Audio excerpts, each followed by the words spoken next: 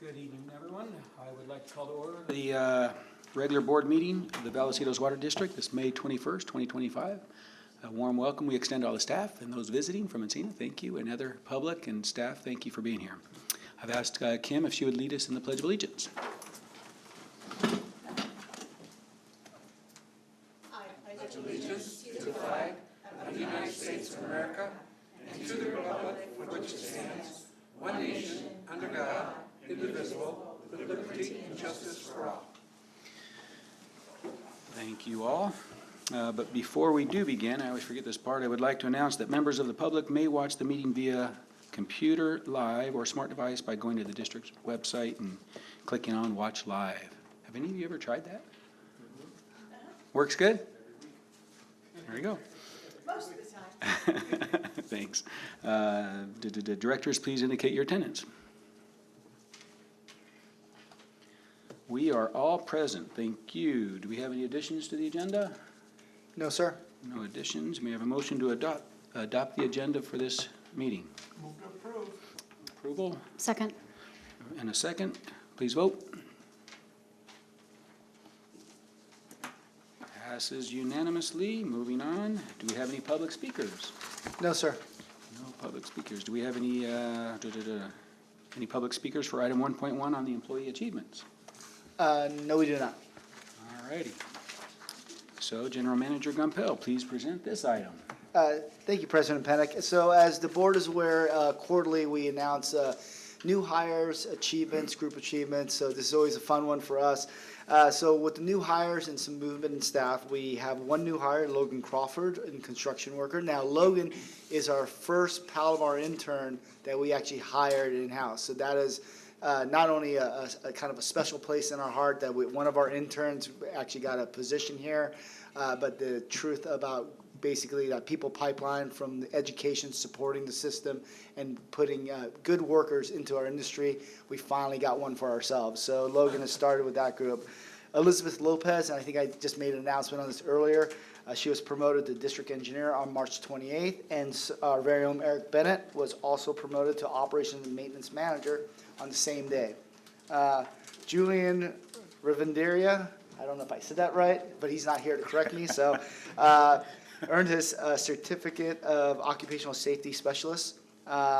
Mechanics Ryan Boger and Dave Elpin both received clean truck check certificate from CARB, and this basically complies with our new requirement, and it's going to be a great asset to us, so congratulations to them.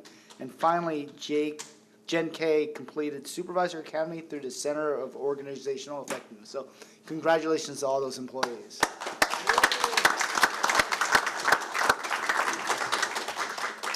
Nice. Is that it? Yes, sir. What was Logan's title? How was he hired? Logan's a construction worker one, so it's our entry level in the construction department. Nice. Thank you. Can I make a comment, Mr. President? Please, of course. So congratulations to all of those noted and mentioned on your achievements. And I think that it's just really fantastic that we've come full circle, that we started an internship program, we started a scholarship program here that we're going to start, we're going to talk about a little bit later. But this is how we build the people pipeline, and we build a pipeline of workers. We know it's hard to recruit. We know it's hard to bring people in, but we're doing it. And Logan is evidence of that. And I'm so thrilled that we have come full circle and we've hired someone that we have trained that is, I think he also received a scholarship as well. Yes, ma'am. So I think it's fantastic. Thank you. Well said. Any other comments? Thank you. Congratulations to everybody, yeah. And it's also good to see that we're promoting within. I really like that. Eric, Elizabeth, not here, but congratulations. Thank you. Moving on. We have consent items 2.1 through 2.5. May I have a motion to approve the consent calendar as presented? So moved. Moved by Director Lerthardt.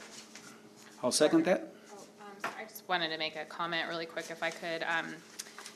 I just wanted to compliment the Between the Pipes newsletter. I thought it was really great that we're getting kind of the word out to the community on what we do as a special district. We're not for profit. I loved that was in there for this newsletter. So well done. Thank you.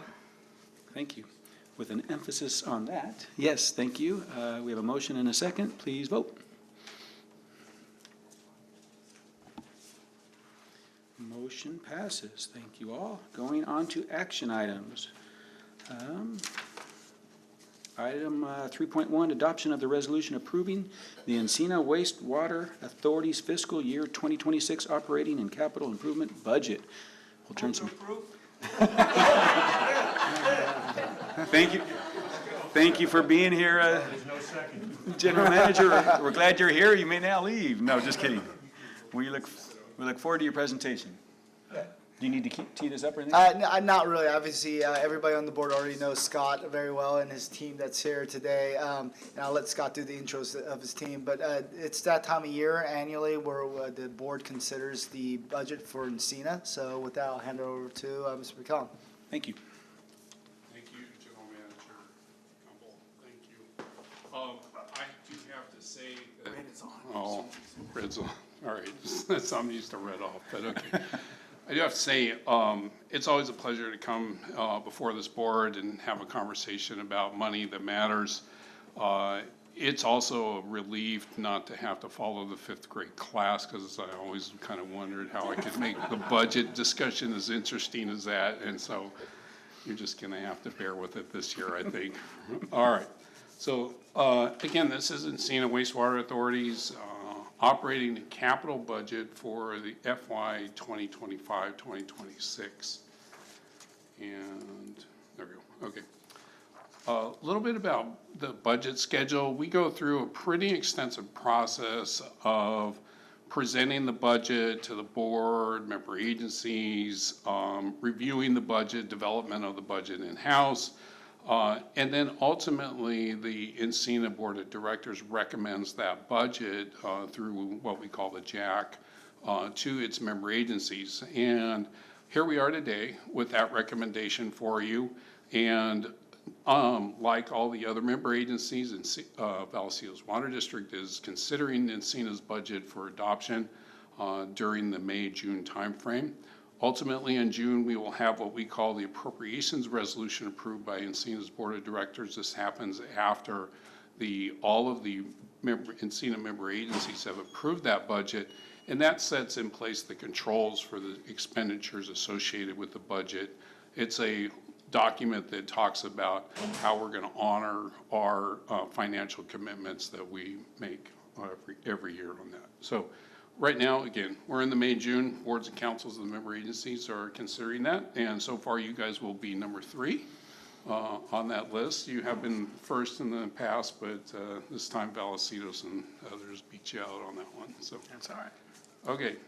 So in summary, ENCINA's budget, and this is the totality of ENCINA's budget, is broken into 2 sections, the operating program and the capital program. You can see those in front of you with comparisons from previous years. You'll notice that there is about a $2 million change in the operating program, costs associated with that. And you also notice that in the capital program, there's a reduction of nearly $7 million.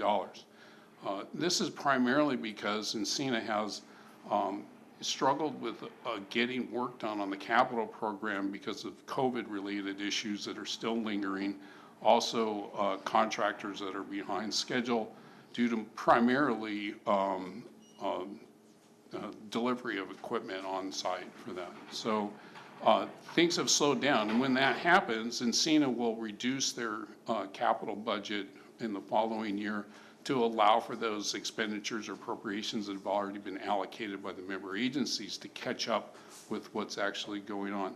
That doesn't mean that we're knocking $7 million off of the capital program in eternity. It just means that we're not going to spend the amount of money that we anticipated, or we didn't spend it in the past, and so now we're reducing our expenditures for next year on that. So looking forward, we're going to talk about the operating section first, and then move into the capital. I'm going to bring back to you something that you've seen before. This is the in and out index. And the in and out index is a great barometer of where cost of living and consumer CPI stuff is going. You'll notice that this year we have updated it. We're still about 28% above the COVID start there, so still seeing fairly significant increases in cost across the board there. Obviously, as you move throughout town and you buy the In-N-Out burger, you're probably seeing higher, and that's kind of what we're pointing out here. So just because the CPI is represented at 28% doesn't mean we're not seeing higher cost pressures, and ENCINA is not immune to that, like Vallecitos is as well. So, no, after the March workshop that we had, we met with, or we had a process in which we were going to bid the chemicals. When we presented the first round of the budget to the board and member agencies in March, we put an estimate in there for the chemical bids that we were due to receive in early to mid-April. Well, as fortune would have it, I think we bid it at just the right time, and you can see we dropped about $517,000 off the budget just associated with those chemical bids that come in.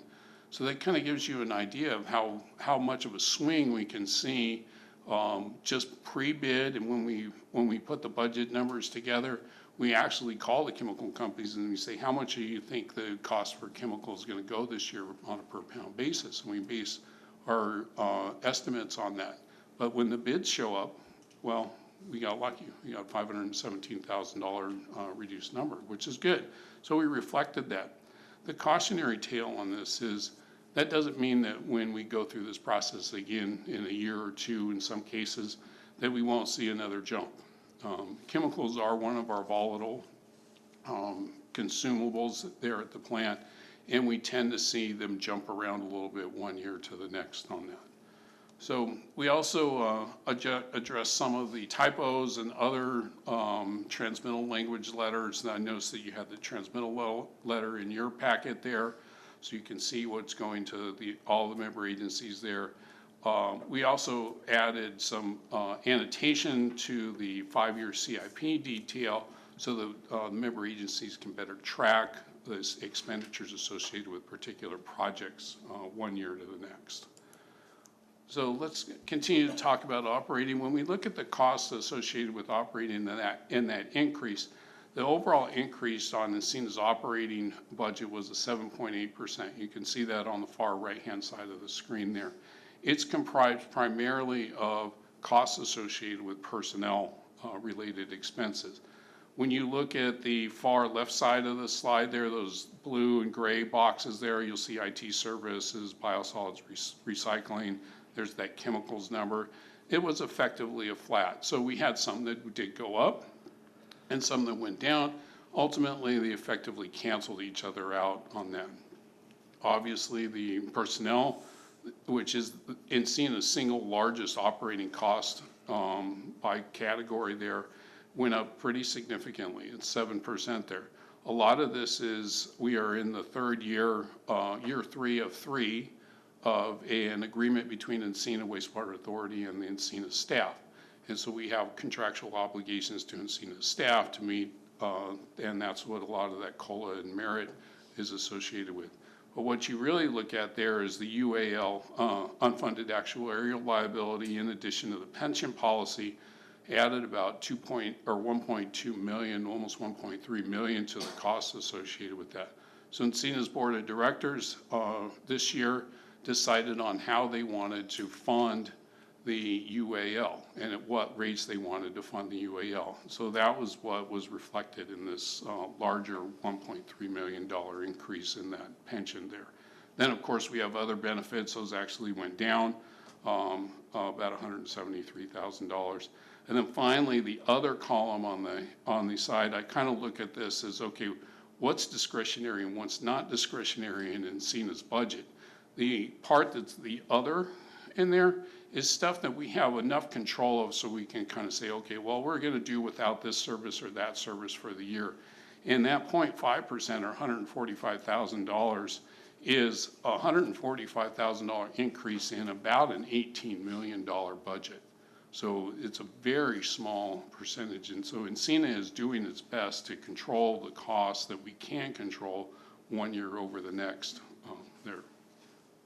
Okay. Moving on to a summary for what does it mean for Vallecitos here. So here you can see the estimated member agency share for the operating cost. Obviously Vallecitos there at 9.1%. And this again is just the operating side of the budget. What you really want to look at is how is Vallecitos changing relative to the average, or that 7.8% increase. So anytime you see a increase that's higher than the average, that means that what has happened in the previous 12 months has reflected that Vallecitos is using more of the pie than other agencies that might be lower than that. So the city of Carlsbad, for instance, is only going up 4%. Well, that's because they used less of the pie in the last year. This is a backward-looking metric on it. So the fact that you're up at 9.1%, you're using a little bit more of the pie there, which is ENCINA Wastewater Authority, is not bad. You're within the range of expectation. And so what we'll see year over year is some variation where some agencies go down one year and then they come up the next, and so on and so forth. And so there's a little bit of oscillation going on there. Not everybody is going to come in at the average of the operating budget on that. In fact, rarely does anyone come in at that. So let's talk about the capital budget.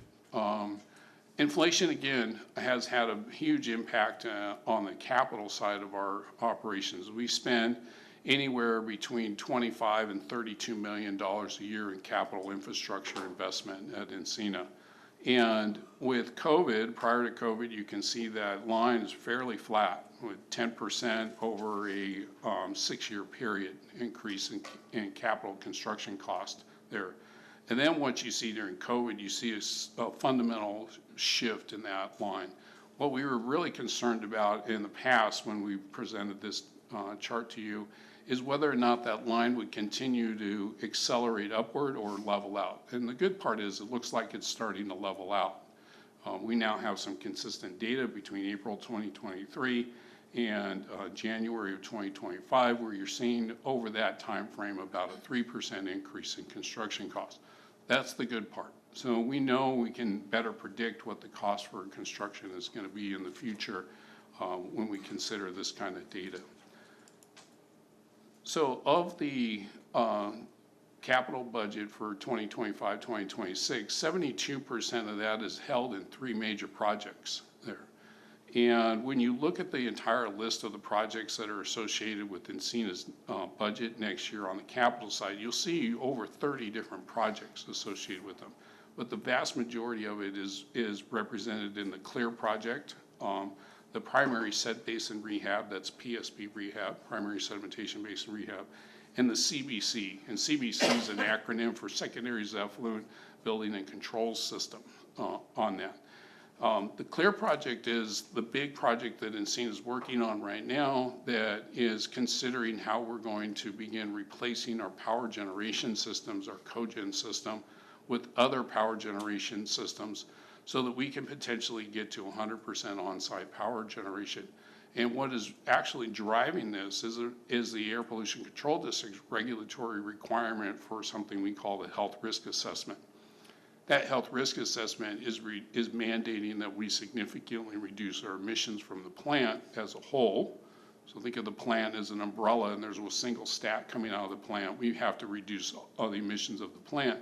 But in doing so, we're looking for which particular systems on the plant site represent the largest emissions that are coming out of them. The cogen system is it by far and away there.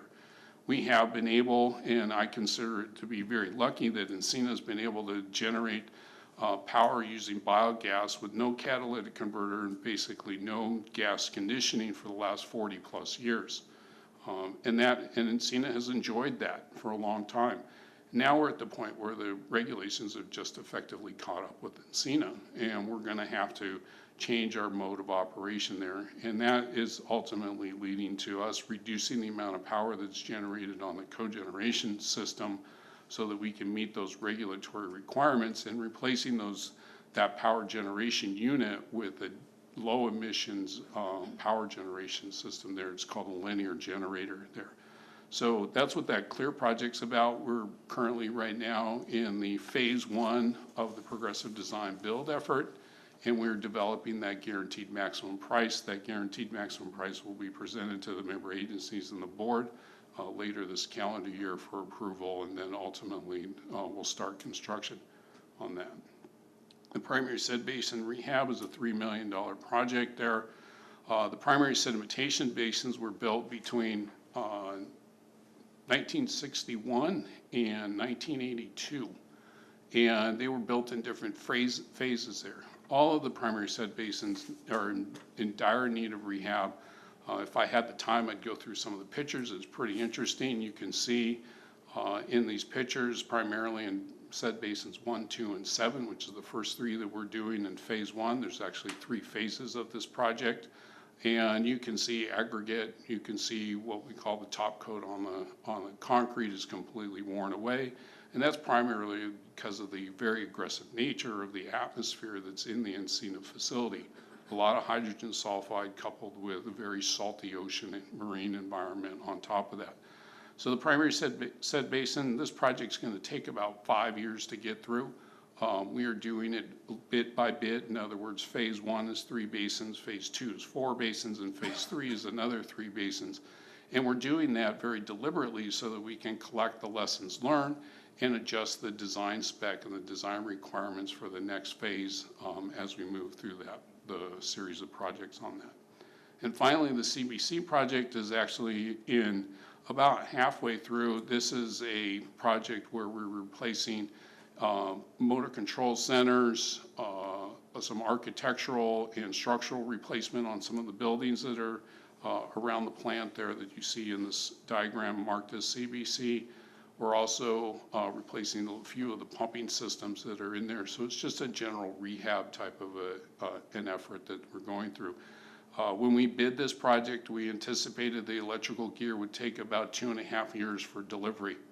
And we may actually get this project done a little bit early because now we think it's only going to take 2 years for delivery of the electrical equipment, which we're happy to get that because if we can finish this up earlier, that means we've got more time to do other projects that we do need to get to as well. So the total of those projects is $13.25 million. The other 20 some odd projects there is about $5 million. There are a series of smaller projects that you'll see throughout the plant to fix all kinds of different things there, roofing systems, HVAC, some manholes in the plant, panels, things like that. So total capital projects are about $18.25 million.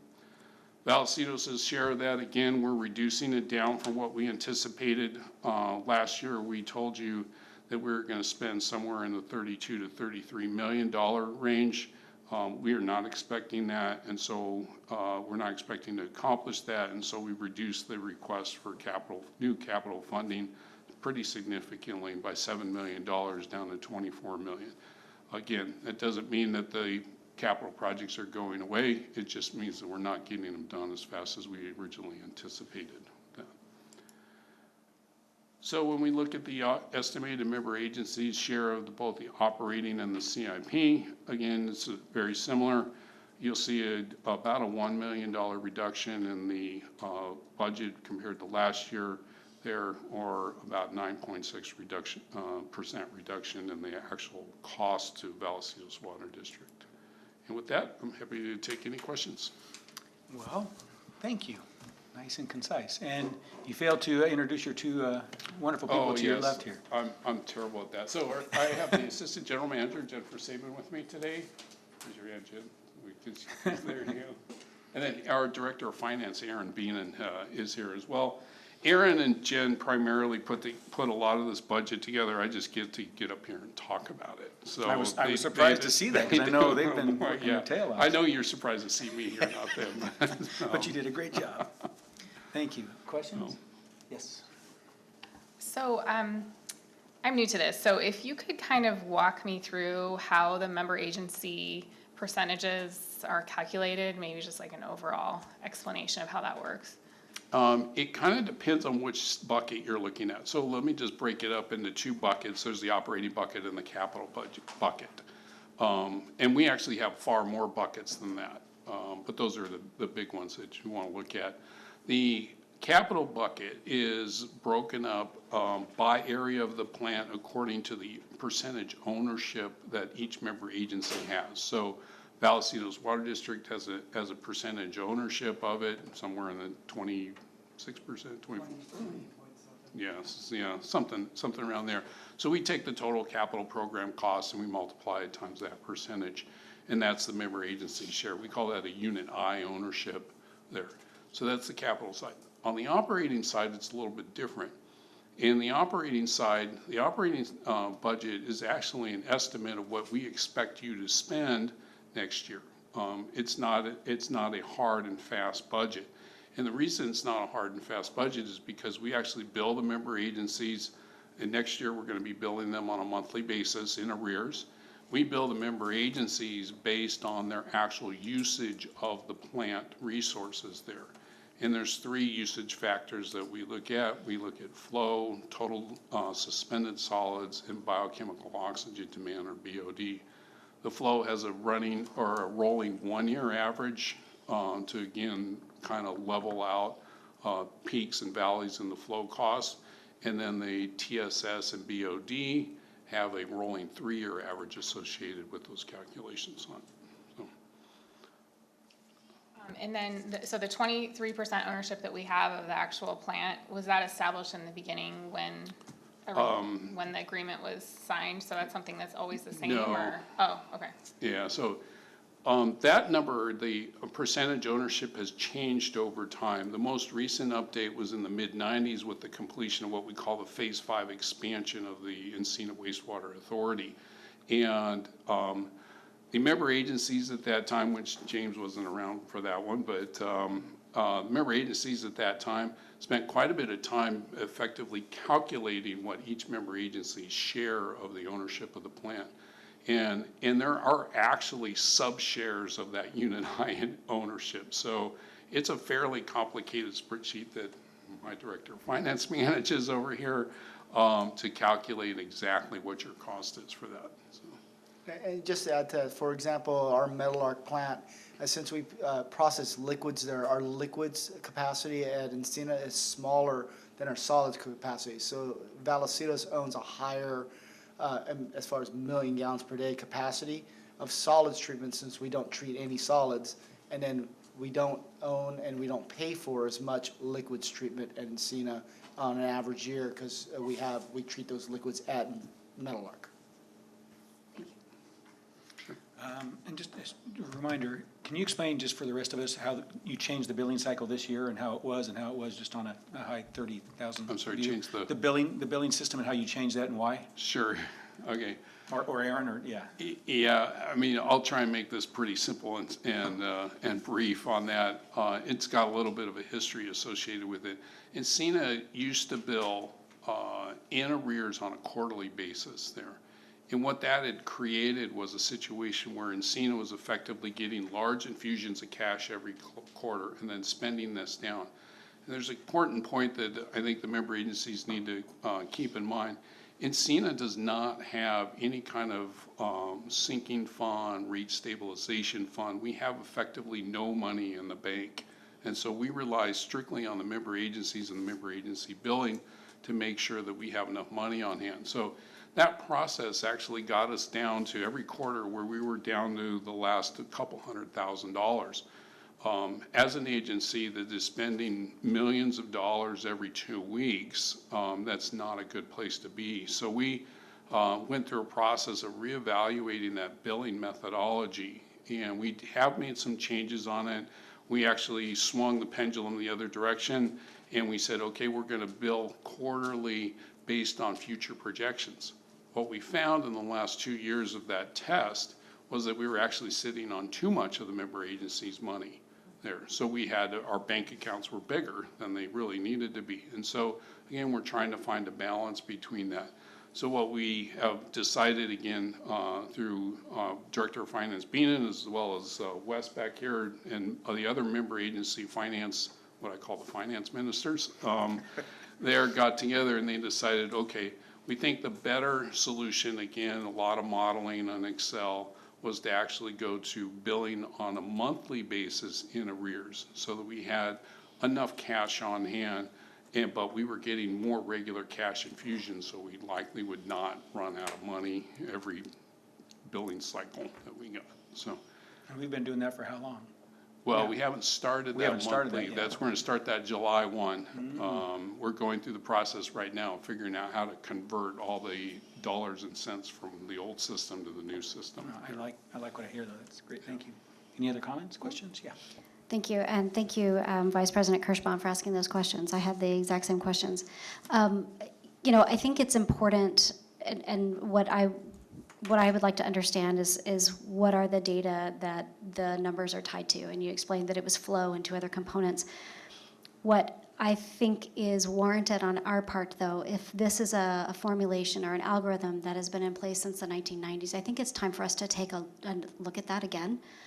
Because if it's been set and it's just been keeping going and keeping it going and keeping going without an examination into what are we actually, what are the actual data, I think that it's time for us to look at that again. And I would like to see that from this board, trying to have a dialogue or discussion to re-examine that so that we can make sure that we haven't gone in a trajectory that doesn't match reality. Because you're asking us for a lot of money. We're paying the most out of all the member agencies. So I think that that's fair for us to take another look at that. The what I want to make sure that I understand is, as far as your operations, is it the case that you're not required by law to have a certain amount of reserves on file? I know, for example, our agency is. We're required to have a certain amount of operational, for 60 days or however, in case there's some kind of disaster. You don't have that same requirement? Can you just talk a little bit about that? Yeah, I'll let James jump in here in a second. So ENCINA's governance documents are called the Revised Basic Agreement and the Revised Establishment Document. Those 2 documents govern how ENCINA's relationship with the member agencies actually functions from a financial perspective.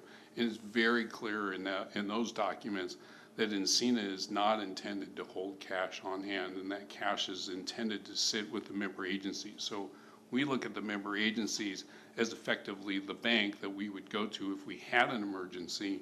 We would call, literally, and this has happened, we would call an emergency meeting of the ENCINA Wastewater Authority Board of Directors, of which the 2 members would attend, and there would be a discussion about transferring funds from the member agencies to ENCINA to cover any kind of large unexpected expenditures. Fortunately, it's not a regular occurrence, so we feel good that we have enough cushion in the background from our member agencies on that. Any response to the previous question, though, or? Yeah, just Something for the one more, future. one more thing to add. So the other way the member agency managers, at least for a Vallecitos centric position is if ENCINA doesn't carry any debt, so we carry the debt for ENCINA. So part of our sewer expansion debt includes ENCINA's Phase 5 improvements, which started in the late 90s, or maybe finished in the late 90s, I can't recall. With that, that also means that no other agency, none of the cities, none of the other agencies, nor ENCINA affects our rating with Fitch or any of the other powers, because since they're not carrying debt, we're not tied. If if one of the cities were to default on the debt, then ENCINA, us being tied to that, it could theoretically affect our ratings. So with us carrying the debt for ENCINA and every single member agency carrying debt, if they choose to for ENCINA, we kind of shelter ourselves from controlling our destiny as far as our ratings, and being a growth agency with tremendous amount of growth and capital expansion within our own service area. That's something that's been very cherished and protected by the district in the past. Thank you. Any question? Yeah, so I had a question about the CLEAR project that you mentioned. So right now there's a cogen system and we're replacing it with a linear generator. Is the linear generator, is that relatively new technology, or do we have a lot of projects that we can look to and say, okay, it's working and we're good to go? The linear generator technology is a newer technology when I say newer, it's been around for 10 years already. But what we see in the linear generator space is a significant number of the units deployed in places like data centers, and they're running on natural gas in those cases. I actually just got some data from them specifically so that I can have a better understanding of what their uptime percentage is, because that's really what matters when we talk about this, is how reliable they are on it. And they have very good uptime, well within the range of expectations in the 95-96% uptime rate there. For power generation system, that's pretty good. The real issue is, what are you feeding the linear generators? And the biogas that we intend to feed the linear generators, that's on the newer side of the envelope there. And so we are not the first one out of the gate, but we are definitely right behind a few of the first adopters of that. The linear generators run very well on natural gas there. And what we've discovered is that the key to the successful operation is making sure that you are feeding the correct gas to the linear generators, i.e. is your gas conditioned. And that CLEAR project will include gas conditioning systems in it so that we can appropriately feed the linear generators. Ironically, the APCD requirements for the reduction in emissions also require us to condition the gas at the same level. So we're going to be conditioning the gas no matter how we look at it. Thank you. Thank you. Any other questions, comments? Any public speakers? No, sir. May I have a motion to adopt Resolution 1687 approving the ENCINA Wastewater Authority's fiscal year 2026 budget? Move to approve. Approval by Director Hernandez. Second. Second by Director Elitharp. Please vote.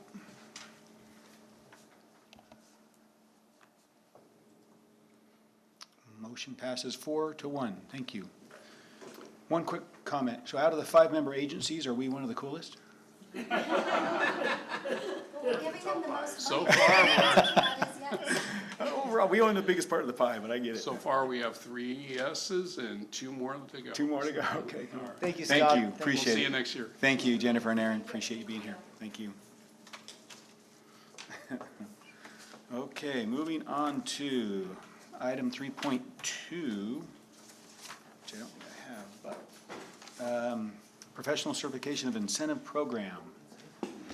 Is this Denise? Yes, it is. So I'll do a quick intro while Dennis gets the item up. Okay. So this item actually has gone through for a good part of a year. It's gone through P3, it's gone through Finance Committee, and this program is basically set up to reward our employees that are going above and beyond. So we have several employees, and we have a long tradition here of employees going and getting certifications, professional education certifications above and beyond their job requirements.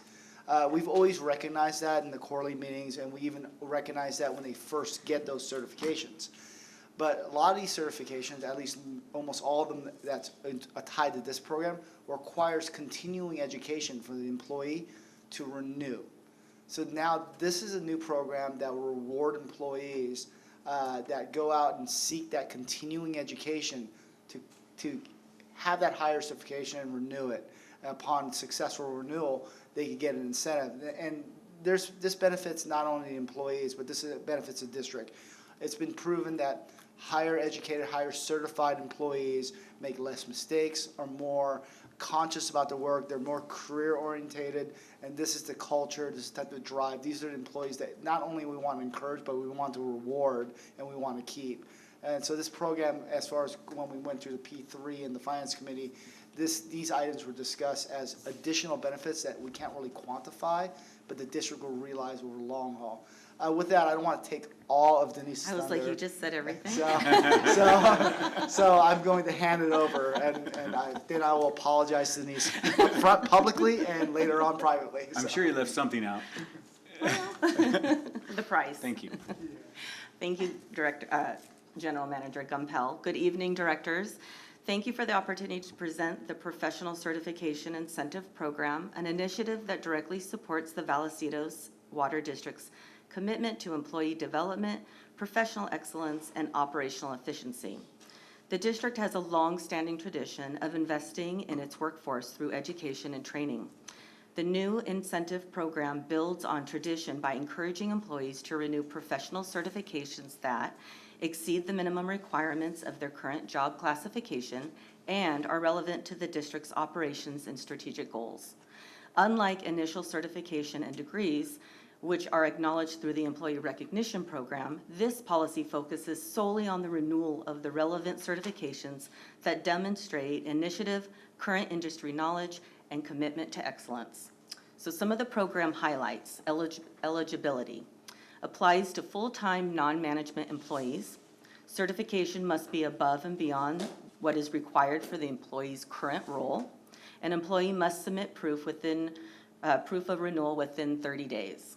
The incentive structure, $125 bonus per level above job requirement, maximum of $500 per employee per calendar year, and verification by employee and employees' HR and employees' supervisor is required before disbursement. Certification coverage, over 30 certifications included across various domains such as water, wastewater operations, environmental compliance, safety, IT, and administrative fields. The fiscal impact, so it's going to be an estimated annual program cost of around $4,000 to $5,000 a year, and around $11,000 to $12,000 every 2.5 years based on our historical training participation. Incentives are budgeted, capped, and funded annually. This makes the program cost-effective while promoting long-term skill retention. This program directly supports the district schools to foster a highly skilled, adaptable workforce, promote continuous learning and advancement beyond required standards, and strengthens employee retention and morale by recognizing the initiative. Staff recommends the approval of the Professional Certification Incentive Program and its funding, and authorization for the general manager or designee to annually review and update the certification eligibility list in alignment with the operational needs of the district. So with that, thank you, and I can answer any questions you may have. Thank you. And that was all good new information that he had not already known. Absolutely. Thank you. Way better. He saved the price She for did. me. I have a comment, but I'll ask others first. Yes? Thank you. Director Bertelsen? So we saw this in the Finance Committee, and I'm very supportive.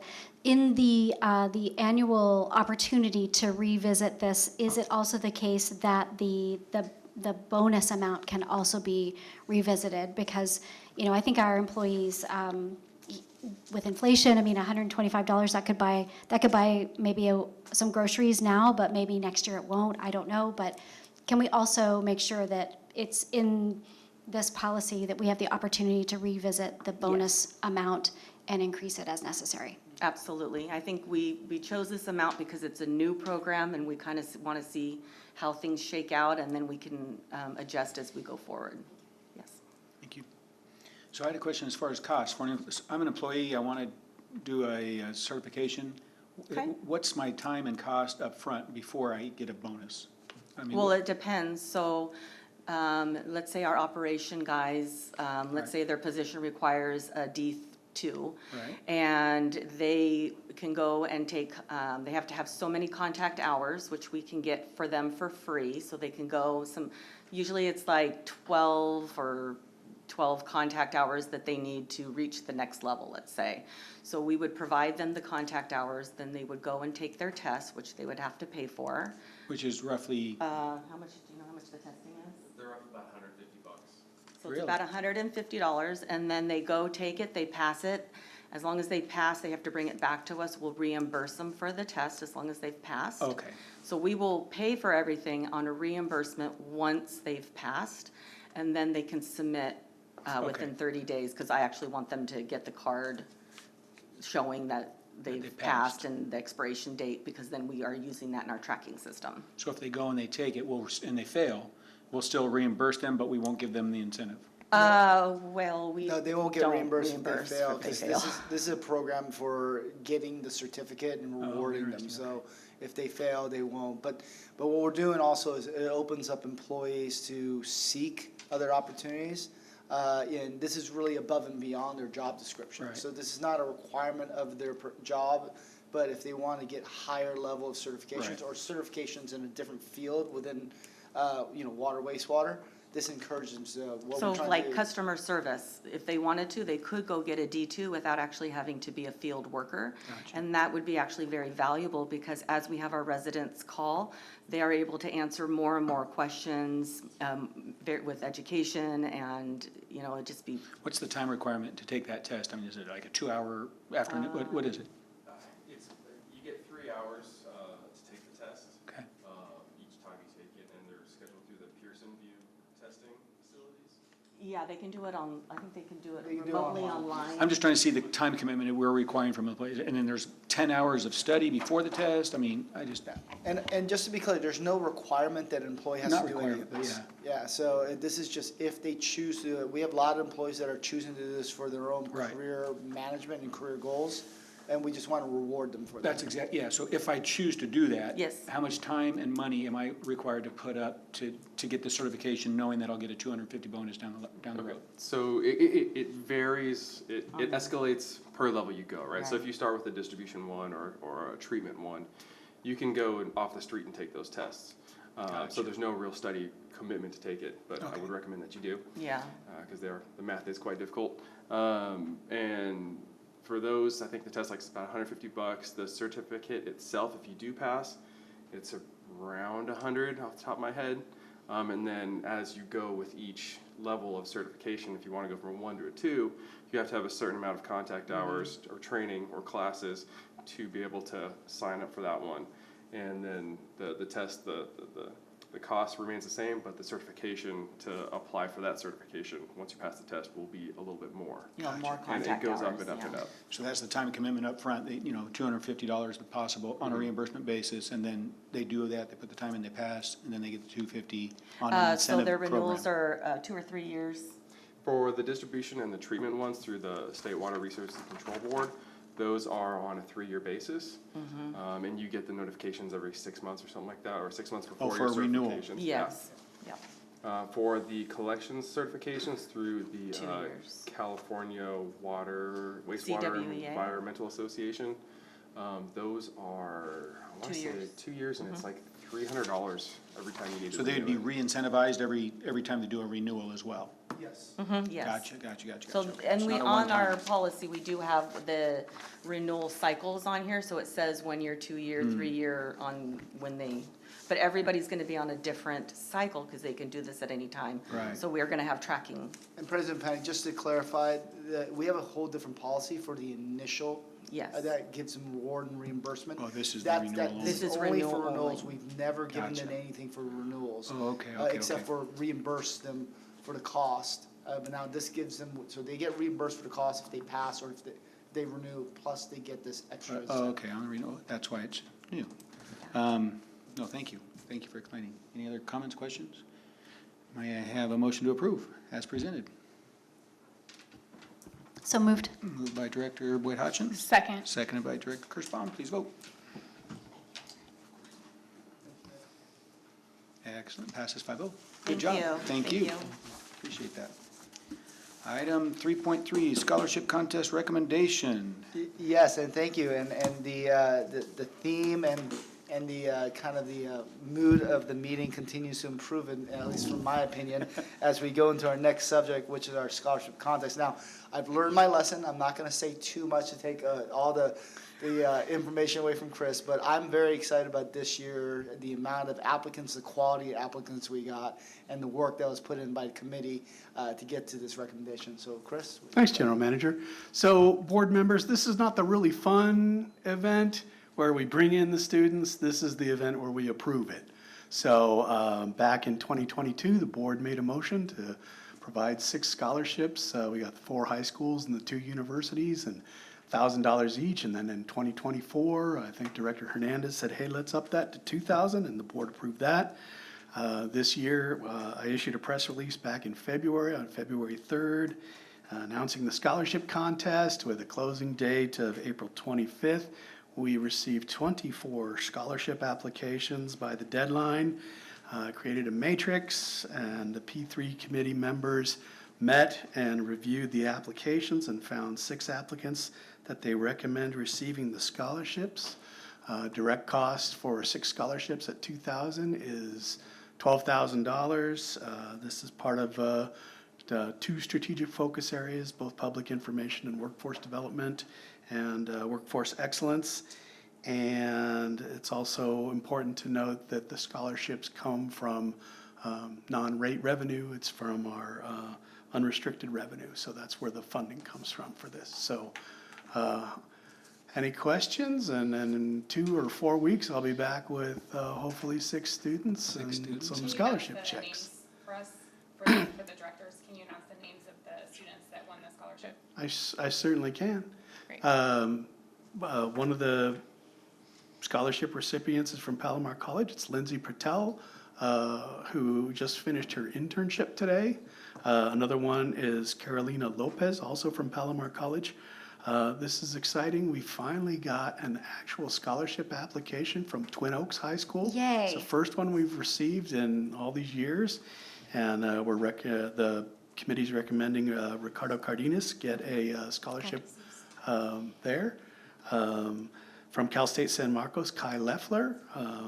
From Mission Hills High School, Angel Martinez, who I happened to also meet at a Boys and Girls Club event. Nice young man, really trying to work forward in his career. And finally, at San Marcos High School, Brady Minger. So those are the 6 students. Nice. Thank you. All we have is a spreadsheet that has their home address on it. Yeah, So, don't so show that. Know that. So. We are going to go visit them. Just kidding. Thank you for that. And I know you put a lot of work into matrices and just gathering all that information together, giving it to the P3 committee, and so it was easy for us to review. And I know that was fabulous to review each and every one of those essays, letters of recommendation, and application. So it took a lot of work on your part, so thank you. And thank you and everybody. So any comments, questions? Yeah, thank you to the committee. I know that this is work. It's a lot of fun to review the applications. I'm so glad that we got a lot of applications. How many did we get this year? 24. Excellent, and thank you for all of your work. I know that this is time consuming on your part, and I appreciate that this scholarship has continued. Even though I'm not on the committee anymore, I miss it. But thank you. This is fantastic news, and I'm really glad that we got somebody from Twin Oaks. That has required in the past personal outreach, like I've stopped by the school and told them about it. So I'm really glad that they have decided to participate and that we got a good quality applicant from there. Thank you. We did, thank you. Yeah, Director Boyd Hodgson is correct. It was very fun reviewing these applications. And out of the 24, I really feel like every one of those students had something to offer. And so it was, I think it was a difficult task for us to narrow it down. I think one thing that the committee was really focused on was the impact. Number one, what is the impact that we can have on these students, and what kind of difference can we make in their lives? And then the second thing was obviously making sure that we're kind of like distributing to as many schools as we could in our service area. But no, it was really a privilege. There are so many amazing applications. For those that didn't get the scholarship, I would encourage them to apply again next year, because it was very inspiring to see these students. And it's a people pipeline. It's pretty exciting that Logan is now employed, and so hopefully this will just continue. So congratulations to the winners. Yes, thank you. Any other comments? If not, may I have a motion to approve as presented 6 scholarships in the amount of $2,000 each? So moved. Move, first and a second. Yep, committee, please vote. Motion passes 5-0, thank you. We I have a will be comment. back with balloons and crackers and Crackers. checks. Yeah, we're hoping the first meeting in June to actually have checks, and we're going to invite the students, and hopefully majority of them can make it. Great, thank you. That is a fun one. Moving on to item 3.4, adoption of the resolution electing to have sewer services fee single-family residential customers for fiscal years July 1, 25 to June 30, 26, collected on the tax payroll. Yes, and GM just to Gumpel. keep the excitement going. Yes. Now we're going to switch to sewer, which is even a more exciting subject. Yes. I feel. So with that, this is an item that we've been talking about in committees for a good part of a year, is moving sewer revenue onto the tax roll. So we've gone through the different committees and gotten the committee recommendation to bring it to the board. And today, for the first time, the full board will see a presentation and be requested to basically whether we want to move forward with this item or have further discussion. So with that, Wes. Thank you, GM Gumpel. Good evening, President Pennock, members of the board. This is the sewer revenue on the tax roll. It'll be less than an hour and a half, so that'd be good, right? That'd be good. Yes, that would be fabulous. Thank you. So the agenda, basically it's pretty brief. I'm just gonna go over a little background on the item, and then we will do some discussion on what staff has done with the committee, and after that, we'll talk about staff's recommendation. So, a little background. As you all know, we're facing significant rate increases from the Water Authority. Discussions, it's been said 39% over 3 years. And our customers are being impacted by these rate increases, and we always try to do as much as we can to make things better for our customers. So in the light of these, or face of these increases, we've looked at ways to lessen the impact or make things better. And one of the things we were looking at is adding sewer revenue to the tax roll. The reason that we're looking at this is because we actually do it already. We have our Improvement District A customers who are sewer customers of ours, but not our water customers. They're on the tax roll. We do it every year. We bring it to the board for election and approval of the amounts. And we've been doing it for years, and we've never, to my knowledge, had any issues with it. And it's really done for the nominal cost of, there's 2,000 ID accounts, of 10 cents per parcel. So it's very inexpensive to do it. So we looked at the benefits of moving more of the sewer revenue to the tax roll. So we actually formed a team. We had an official sewer revenue on the tax roll team. No acronym or anything, it's just that was the long name of it. And we met 4 times in November and December. We also met with the committee 2 times over the last few months. And we talked about the best ways to go about it and our options. And it was determined that the easiest thing for the district to do would actually put the fixed charge. So our ordinance 184 talks about our sewer rates and service fees. And we have a fixed charge for our single-family residential customers of $38.99 per month. Those customers actually, it'd be easy to put them on the tax roll because it's a fixed charge. We didn't have to worry about changing the amounts, and it'd just be a one file submitted at $38.99 per customer per month. And they make up the majority of our sewer customers.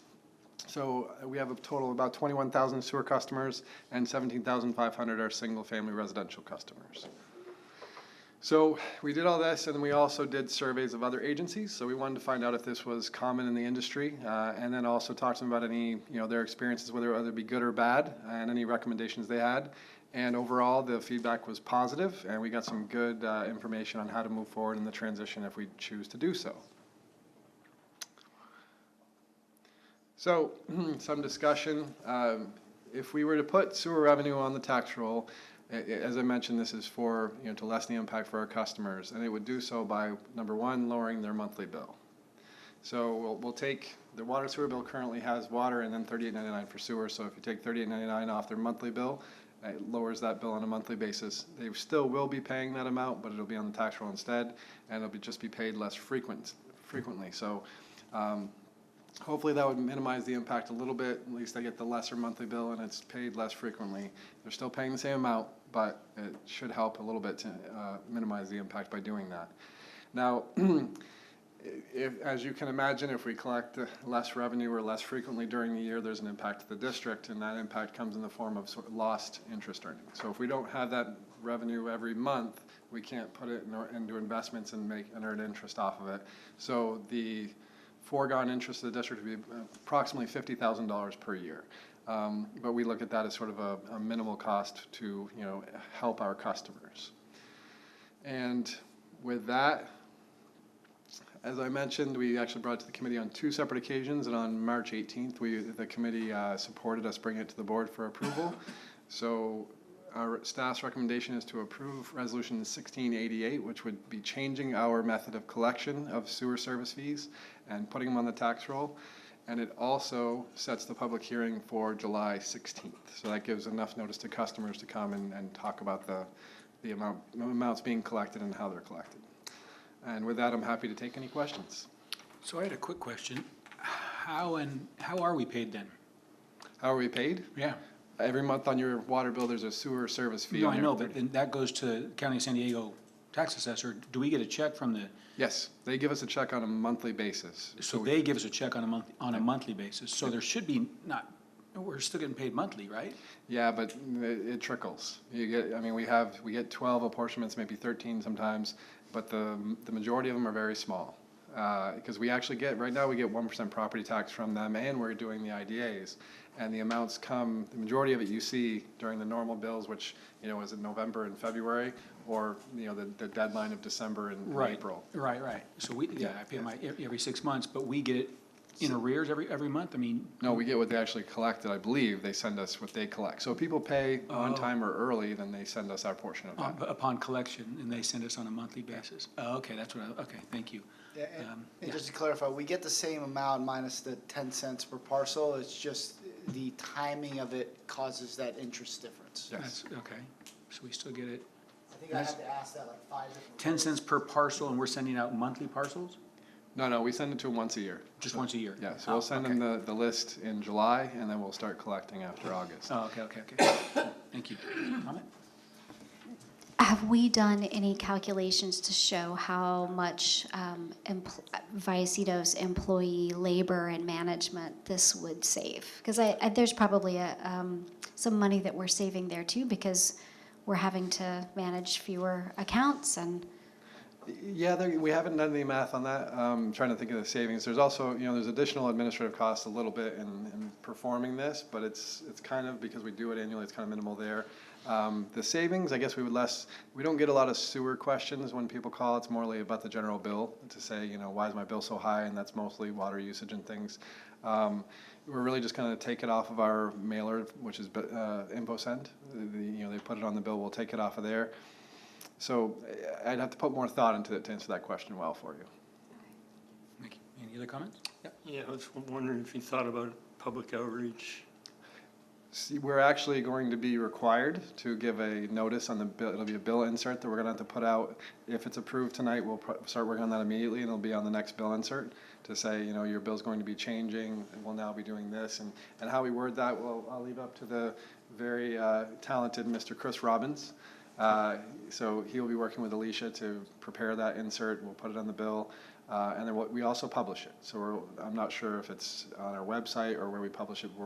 We do a required publication before the public hearing on July 16th.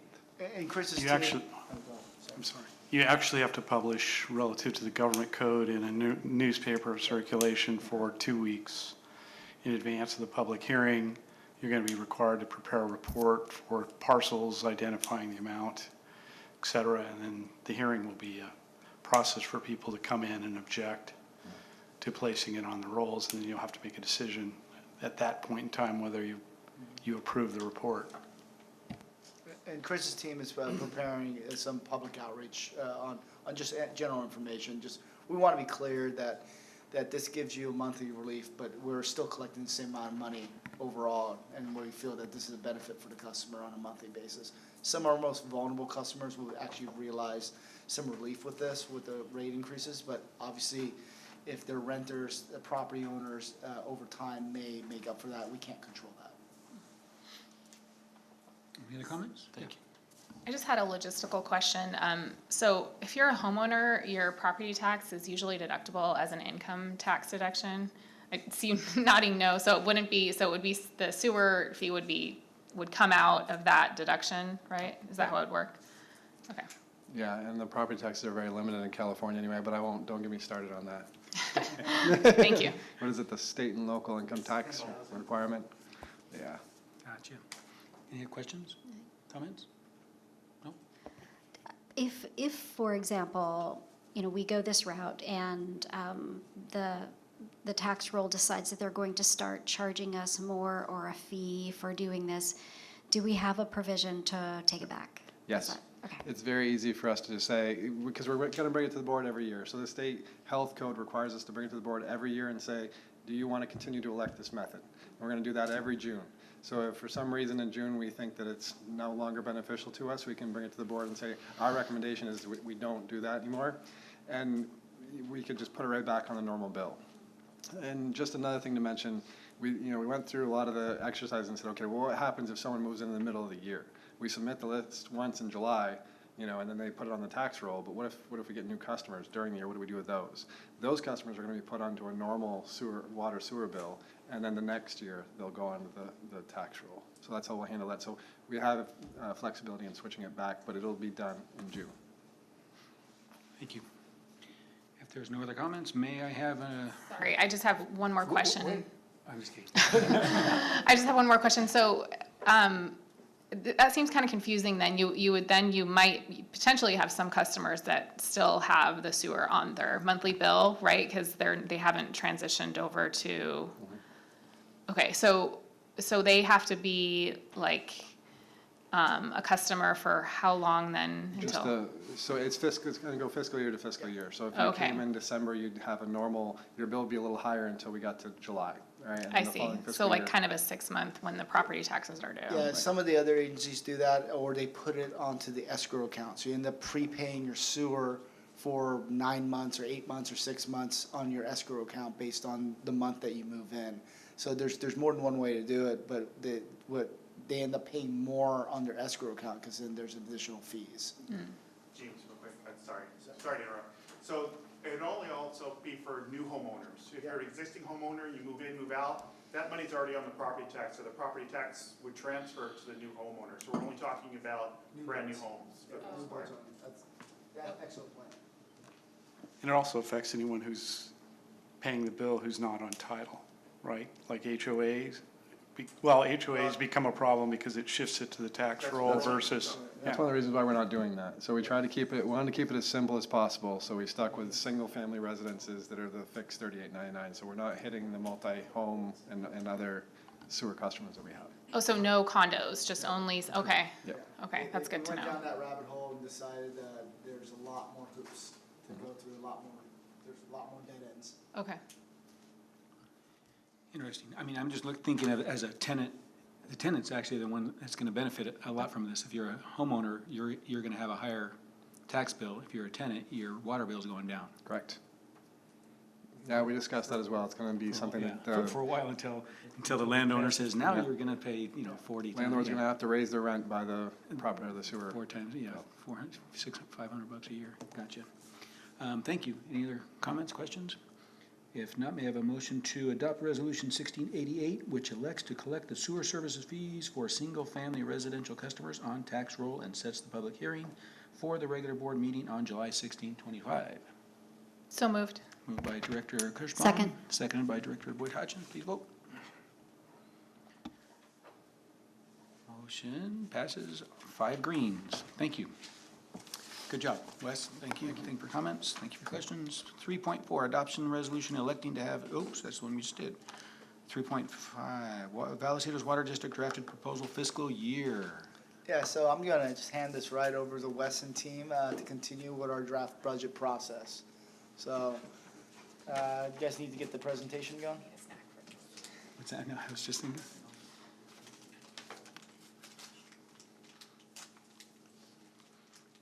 We'll turn our microphones as we snap. Our microphones are off. So while they get ready, as the board's aware, at the last meeting, we had the full budget presentation.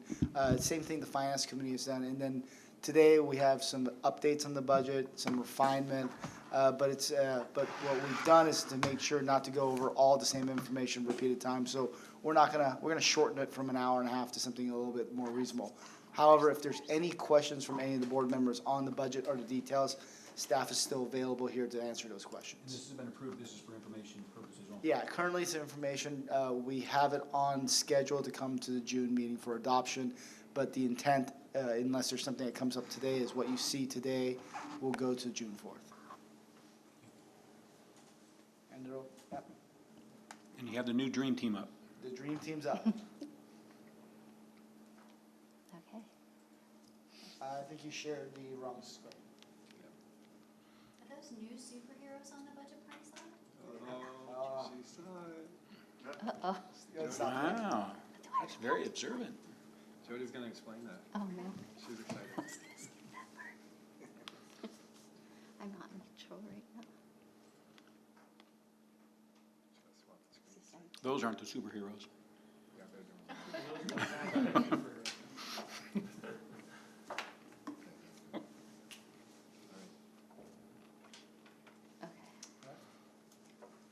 Good evening, President Pennock and members of the board. Let's see. Good evening. There we go. So I do not have a gold or silver medal to share with you at the moment, but one of us in this room has actually been skydiving before, so you may notice something different at the top of the, have you, at least? At the top of the budget party page, there are some fun skydivers. And so tonight, I will be diving right in, and we will briefly go over the draft proposed budget for fiscal year 25-26. And what she means is only one of the people presenting tonight has been skydiving. The other two are just posers. Wannabes. Here is tonight's agenda. I will recap the budget process and budget calendar. This is backwards. Discuss the operating expenses for both water and wastewater, and summarize salary and benefit projections. Next, Mike will go over water sales, water purchases, and sewer revenue. And then Wes will present the capital budget, reserve balances and rating criteria. And we'll close the presentation discussing the next steps of the budget process and answer any final questions you may have about the 25-26 proposed budget. I believe a lot of the information that I will be presenting has already been discussed, so I'll just do a quick review, starting with the budget process and calendar information. We begin the budget process internally around January of every year. Certain internal processes listed on the left were completed along the way. And then starting in February, we have had 3 finance committee meetings prior to the last full board meeting on May 7th. And we will incorporate any board requested items from tonight's meeting, continue to revise and refine the budget document, and then it will be brought to the full board in June for approval on June 4th. The next item on the agenda are operating expenses. The information shown on page 2 of the budget document. This is information on page 2 of the budget document, although there has been one change to more accurately reflect what the board will be approving in June. The overall budget total in the board packet was $127,370,000. And it has been reduced to $126,585,000. The $785,000 decrease is due to a Vector vehicle that has since been received. And so the top 3 sections of the debt service, vehicle, and equipment and capital costs are reserve funded and will be discussed later in the presentation by Wes. The remaining costs are funded by operations, and we'll start by focusing on water operations of $15.9 million. So when you add that $15.9 million to water purchases of $46.9 million, the total water operating expense budget is $61.8 million. And this pie chart highlights that 74% of the water budget is water purchase costs. And so as you know, if the cost of water increases significantly, it becomes very challenging not to raise our rates as well. This information is on page 11 of the budget document. When you compare budget to budget, water expenses are proposed to increase by $7.3 million, primarily due to the estimated increase in water purchases of $6.3 million. The next category of costs we will look at is wastewater operating costs of approximately $19 million, or 15% of the total proposed budget. And then on page 20 of the budget, this wastewater chart shows 48% of this budget, or $9 million, is for ENCINA and Meadowlark plant treatment costs, which are mostly uncontrollable costs. And this information is on page 21 of the budget document. When you compare budget to budget, wastewater expenses are proposed to increase by $1.3 million compared to the prior year, primarily due to increases in treatment and operations costs. And then this is a historical summary of controllable costs, showing that the district tries to hold the line on controllable costs. So excluding wastewater treatment costs, the 5-year average increase in controllable costs is approximately 5%, and the 10-year average is a low 4%. Moving on to salary and benefits, total salaries are projected to increase by 4.1% or $517,000 due to COLA and step increases. And benefits are projected to increase by $601,000, primarily due to the increase in PERS UAL costs of about $500,000. So the overall projected increase to salaries and benefits is $1.1 million or 5.8%. And also there is a 0.25 increase in FTEs due to one reclass of a part-time position to a full-time position. And then continuing with salary and benefit costs, this slide shows the budget to actual comparisons over the years. There have been budget to actual savings of up to 9% that have occurred over the past several years due to retirement turnover and as a result of vacant positions being reanalyzed as they become available. And then this survey of neighboring districts showing the number of employees per 1,000 connections has been updated.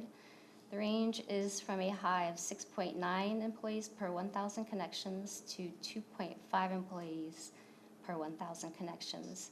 And Vallecitos comes in at the very bottom with 2.51 employees per 1,000 connections. On this slide, the bars show the decrease in FTEs compared to the red line that shows the increase in number of connections over the years. Although our number of authorized employees decreased from 115 to 109, our number of connections has grown from approximately 42,000 to over 43,000. And that equates to 2.7 employees per 1,000 connections in fiscal year 15-16, decreasing to 2.5 employees in 24-25. So by implementing various efficiencies, we are managing more workload with less staff. And with that, I will hand it over to Mike to discuss the proposed water purchase budget of $46 million. Thank you, appreciate it. Have you skydived, Mike? Have you ever skydived? No, I have not. But I feel like I'm free falling every day.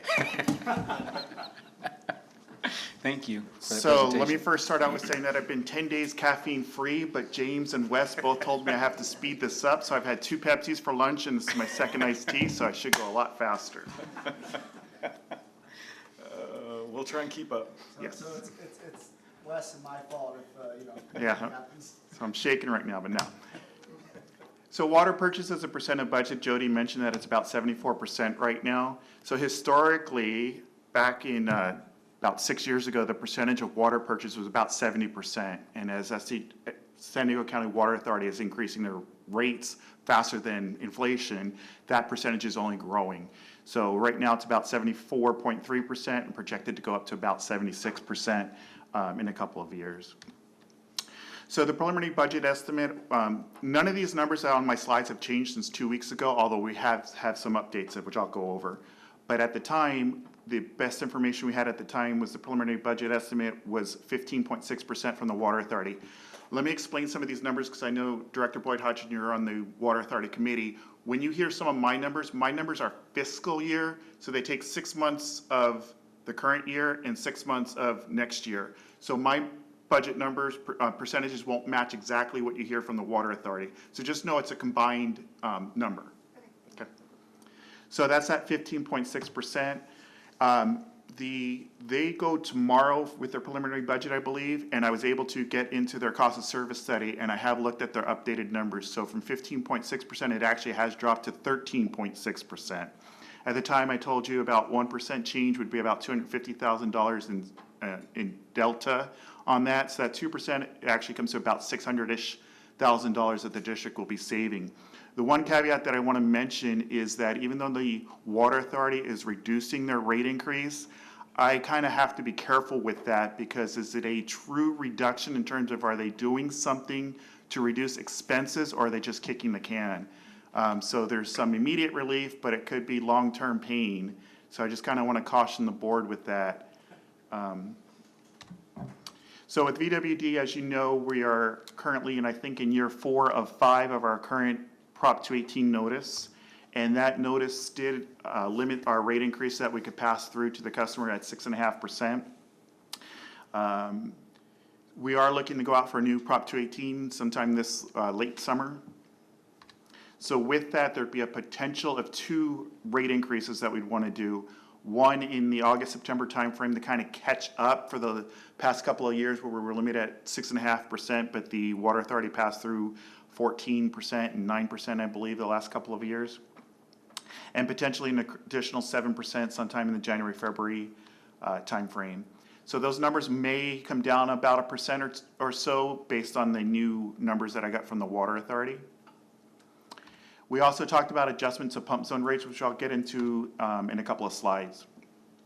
So here's where we are right now in our current fiscal year. Our preliminary estimates are total water cost, let's go over revenue first. Sales of about $35.5 million. Our ready to serve, which is the fixed charge we charge to the customer, of about $16.5 million.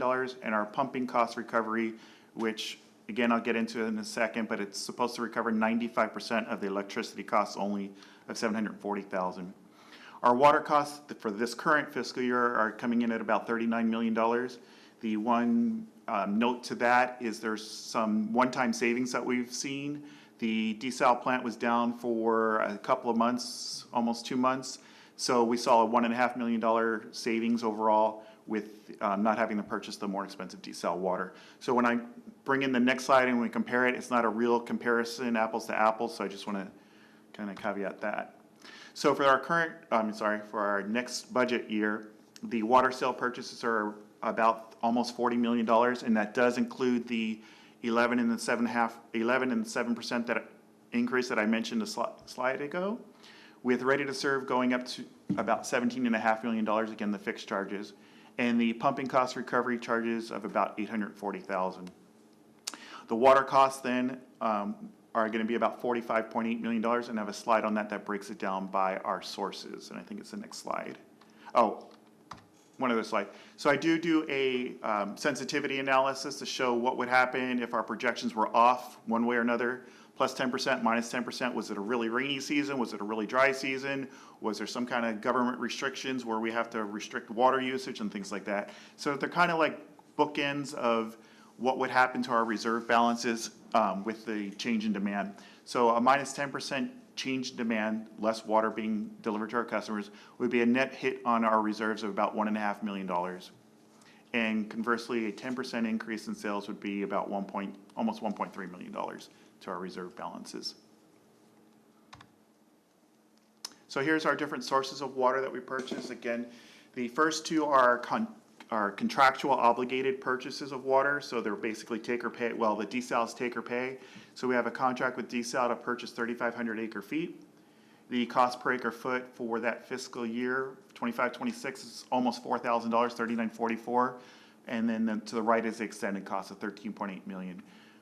We have a contract that we can buy an exchange water with OMWD for a 20% discount on the treatment cost. So the cost per acre foot is a little bit cheaper than the San Diego County Water Authority cost. So it's $2,078 approximately. And then the Water Authority is coming in at about $2,183 for the commodity cost. So the total commodity there is almost $38 million. What's the additional desal? Additional desal. So we had a agreement from 2 years ago, I believe, when they did not supply desal water to us, that we can purchase up to, I forgot the total amount, but it's 460 acre feet per year times so many years that we can purchase of desal water, but only be charged the price of Water Authority water. Can purchase or obligated to purchase? We can. Okay, thanks. Yeah, and we try to take advantage of that as much as possible. Yeah. So the total, and again, these are the old numbers at 15.6 that I told you about. If you remember last year, there was a big change from commodity charges to fixed charges. Most of that was in the transportation charges. There's going to be another jump again this year. So even though the total of 45.8 is going to go down to about 45.2, I think actually the fixed charge is going to go up So almost 8.1 million or 8 million, and the commodity, and the delta would be in that commodity portion. So the Water Authority is trying to put more costs on fixed so they can have a stable source of revenue, which we would like also. So projected to purchase about 14,700 acre feet of water. So the pump zones I talked about last time. So the the San Diego Gas and Electric rates have gone up about 12% since our last budget season. So I did bring this to you to show what the potential impact would be for all of the pump zones. It'd be about 3 to 16 cents per unit of water. The only difference from my presentation is that we're not going to come to you on June 4th to ask for adoption of these rates. We are doing a cost of service study for regular water rates sometime July, August, so we thought it was best to bring this either with as one document in a cost of service study or as a separate side-by-side cost of service study. It's kind of more transparency and also putting it, instead of our customers seeing one rate increase in July for pump zones and then potentially August or September for water rates, we thought it was best to put it all in the one so that we can have a complete picture of what the rates would be. What's an average cost for a customer on those? On the pump zones, so they tend to use more water. Avocado, I think in Coronado Hills is the avocado. Yeah, well, up north, in your district, we have some on the Coogan system and Deer Springs. We have some, in Wolf system. And then, in Director Board Hudson section, it's more residential. So the residential tracks closer to what our average use is. Which is, I mean, what's an average, An average bill is about $120 for our average customers. Again, single-family residents using about 13 units of water a month. Some of these pump zones, the average customer is about $500, $400 to $500. Annual charge. So what we're seeing is anywhere from, for an average use, granted, an ag user is not average use, residential, they're gonna see somewhere between, I forgot what it was, 39 cents to $2.30 increase in their monthly bill. Okay, that's what. Based on average use. Okay, that's. Obviously, an ag user that uses a lot more water, you'd have to just escalate that up. Yeah. Yeah, the overall average increase of just the pump zone to our pump zone customers is about 0.9%, less than 1%. Okay, If that helps. Yep. Okay, for our sewer is a little bit more stable. We haven't had rate increases in sewer for 6, 7, 8 years. So the estimate for this year, about 19.2 million for our sewer revenue. Our reclaimed water sales of about $2.2 million. Now, that is again artificially low because our MRF treatment plant is off, so we cannot sell our reclaimed water right now. And other revenue of about $152,000. So total revenue of about $21.6 million. For next year, it should track pretty much with this year, $19.5 million in sewer service.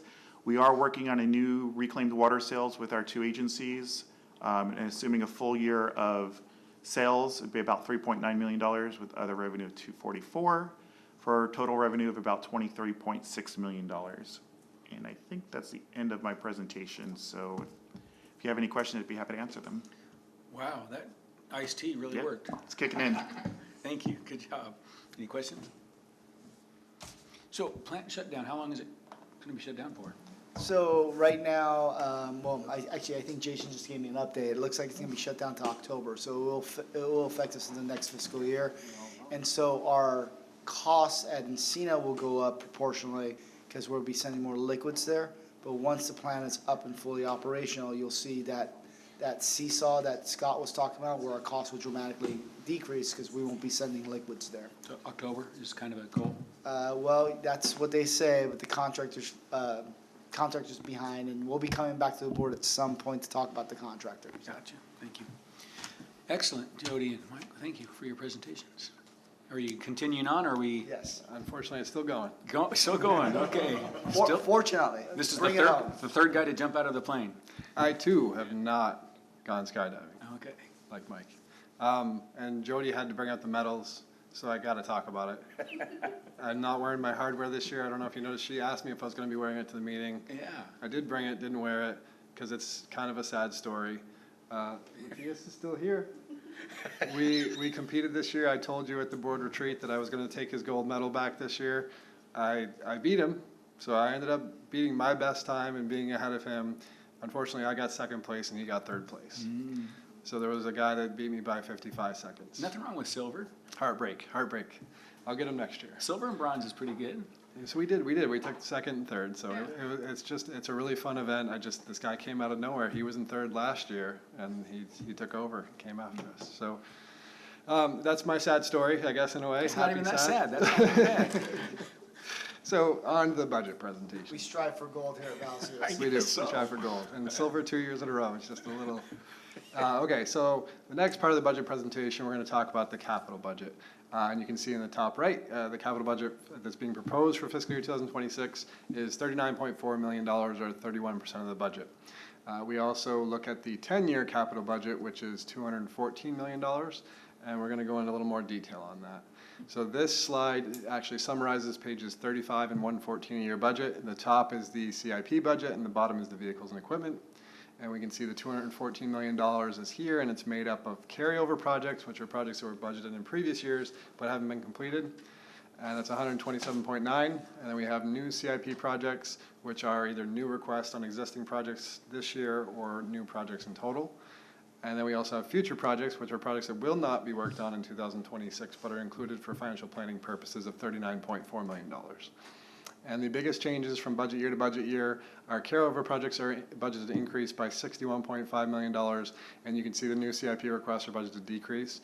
That's, if you look at the 2025 numbers, you can kind of see that it flipped. We had a lot of new projects in 2025, including the parallel land outfall, the Twin Oaks Road sewer improvement, Twin Oaks Valley Road sewer improvement, and the chlorine contact expansion that were new last year that are still being worked on this year. So they became an increase in the carryover projects for this year. And we just went back to normal on our new CIP projects for fiscal year 2026. So that's showing a decrease. And then if you see, Jody mentioned that the vehicles and equipment would be $821,000. We did get the Vector in, so that went down from 1.6 to 821,000. And overall, capital is budgeted to decrease by $13.3 million in total. It went down just because it's actual and not budgeted. It went down. So our actual it went went down budget to budget from last year to this year in our 10-year our CIP budget. Right. And then this slide shows the CIP by function, and we can see that the $39.3 million is made up of $10.2 million in water projects this year, and $29.1 million in sewer projects. And of that 29.1, 4.9 is for ENCINA projects. So that's 25-26. That's the amount that's going to be proposed for approval June 4th. And looking at our financial plan in the long term, the capital budget, as I mentioned, is $214 million. And the majority of it, the vast majority of it's 176.5 in sewer projects and 37.6 in water projects. And of the 176 for the sewer projects, 24.9, about 25 million are for ENCINA related projects. But I want to assure the board that over the next 40 years or so, our capital outlay will decrease significantly. I'll hold you to that. Yeah, we won't be around to see it. But. So this might be the most exciting slide that I have for you tonight. I'm trying to go faster, so it won't be quite as long as last time. This is going to be probably the longest one, but I feel like it's useful information. I debated whether I should take it off, but I thought it might be some benefit to some people who may not have seen it. So now that we get, we start off with the materials and supplies, we get the labor, we get the CIP, it all rolls up into our financial planning at the end of the budget document. So this is a summary of pages 118 through 123 of the budget document. And you can see that the beginning balance, so our projected beginning balance as of 2026 is $108.1 million in our reserves. That's total reserves. From there, you have your excess of revenues over expenses in both the water and sewer funds, and that's about $2 million in total between the two funds. That's transferred into reserves to fund replacement projects. And you have your other revenues, such as capacity fees, property taxes, RDAs, debt proceeds if we were to issue it, project reimbursements, and investment earnings. Those are also revenues coming into the district to fund capital outlay. And then you can see our capital outlay, which is what I mentioned, the $39.4 million for the 26 CIP budget is funded by those revenues and the beginning balance. And we also fund our vehicles and equipment of $821, our PERS unfunded accrued liability. That's the additional amount to avoid negative amortization, the $760,000, and also our debt service payments. So that's our ins and outs of our reserves, and at the end of that, you get your ending reserve balance of $86.2 million for fiscal year 2026. Just want to kind of show you how that flows through the reserves because I'm going to show the lines graphically as far as the balance is coming up. And we use this number and those numbers to calculate our debt service coverage ratio and our days of operating cash. And those are critical elements or items that the rating agencies look at in determining our rating. And we calculate it for all 5 years, and you can see our debt service coverage is required to be 115% per our bond covenant, so we're well above that, so we're healthy on our debt service coverage. Our days in cash, unfortunately, is below the median for AAA rated agencies, and you'll see that in a couple more slides.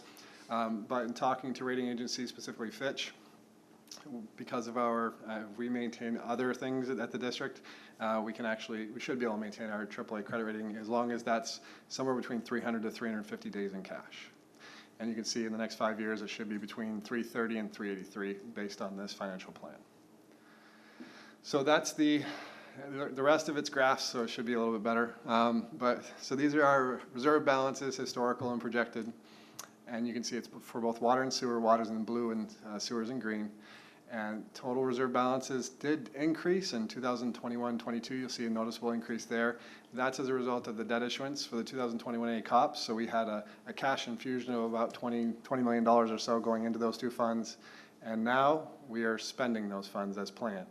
So, you know, the balances kind of rose, but now we're spending the money and it's coming back down.